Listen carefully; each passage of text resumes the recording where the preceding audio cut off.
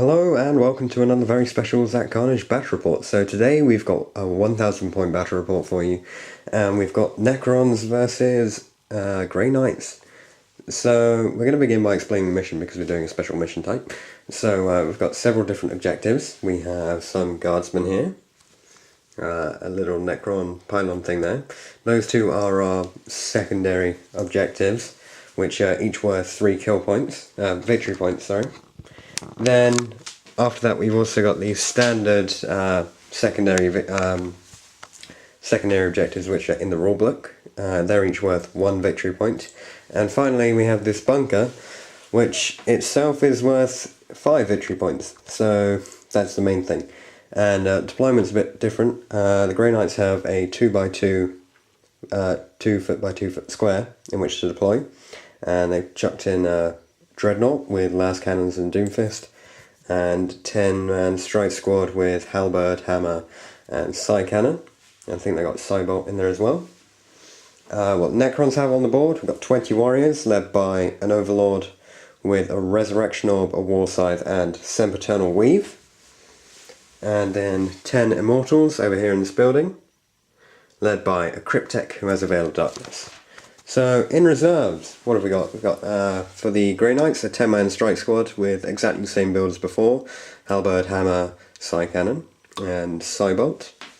Then here we have a 5-man Terminator squad with a hammer, a halberd, and a mastercrafted nemesis sword. And then we have a brother captain as well, who's the black one.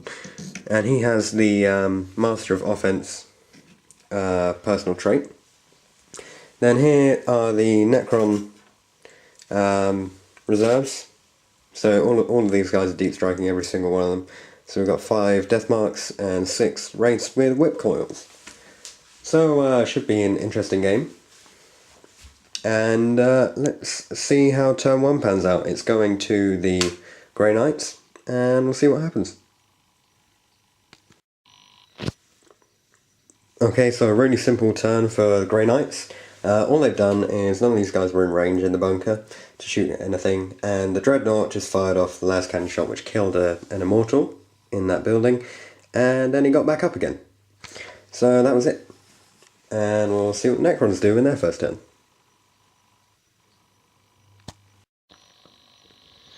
Okay, at the end of that, all that's happened is these warriors and the Overlord, they just ran up. No one else was in range, so that was it. Okay, Grey Knights turn 2, what happened? Another shot from the Dreadnought. Hit these guys, killed 1 immortal. And then in came the Terminators with the brother captain, who then fired their storm bolters at the immortals again, killing 2 more, and none of them got back up. So that's it. And we'll see you in Necron turn 2. Okay, we're in Necron turn 2, let's look at what happened. Most boring bit is all these warriors and the Overlord kept moving up and ran 1 inch. Then we got in the death marks, who deep struck in here, and the cryptek decided to veil of darkness over here, right next to where the Terminators were. Now what happened was the death marks then fired at the Terminators. They're the targets they marked, so they wounded on 2, and they killed none of them. Then, the cryptek used his abyssal staff, with this template here, to kill 2 of the Terminators, and the Immortals rapid-fired their Gauss Blasters, killing 1 more Terminator, which means that all they've got left is the Brother Captain and 2 Terminators. So, not going too well for the Grey Knights there, but they've still got some stuff to come on, and we'll see what they do in their turn 3. Okay, so this is the first pause for an epic thing. What happened? The strike squad came in with deep strike. They were supposed to land here, around here, and they got scattered over here 11 inches, and they just managed to fit them in the gap between the Immortals and the Terminators. So basically, they saw that these guys were getting hurt, and they just appeared in front of them, and now they're going to start blasting away at the Immortals. So, we'll give you a wrap-up at the end of the term. Okay, so the first Necron warrior has died. A las cannon shot from the Dreadnought took out one of them. and he's gone. Then over here, the Grey Knights that I showed you earlier, the Strike Squad shot at and then assaulted this unit of Immortals. So now there are only 5 Immortals left and no Cryptek. And over here, the Terminators assaulted these Death Marks, killing 4 of them, and the last one hit back and did nothing. So, let's see if the raids come on in the Necron turn 3.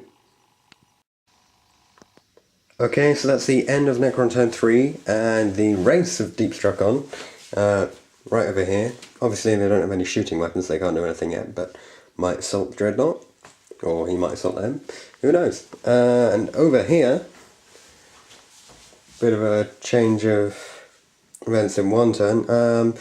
All of the warriors and the Overlord turned back and assaulted these Terminators, killing 2 of them, and reducing the brother captain to 1 wound. The death mark is still alive in there. There he is. And over here, combat's still going on. We've got 3 immortals left against all of the Grey Knights because they haven't managed to kill any yet. So, we'll see what happens in the Grey Knight turn 4.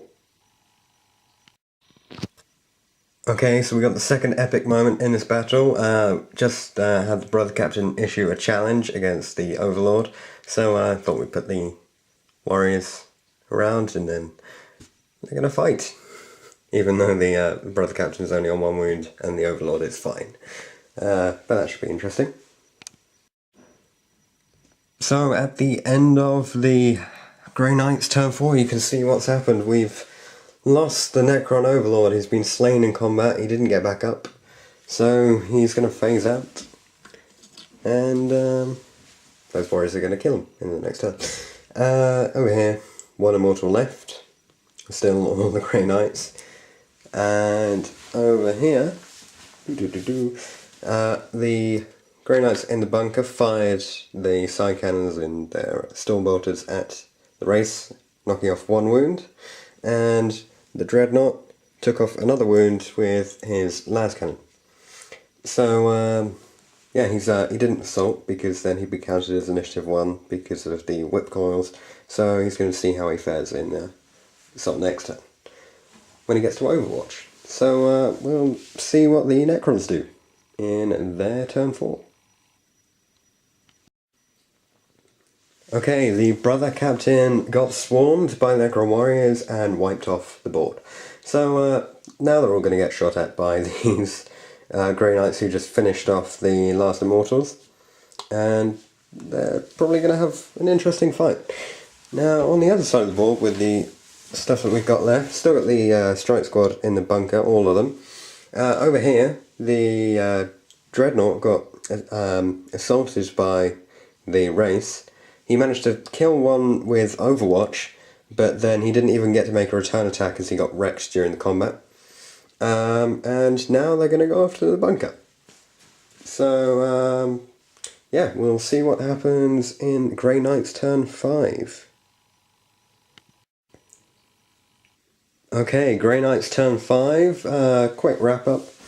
Let's see, all of the Strike Squad shot and then assaulted, leaving 1, 2, 3, 4, 5, 6 warriors and a death mark in there.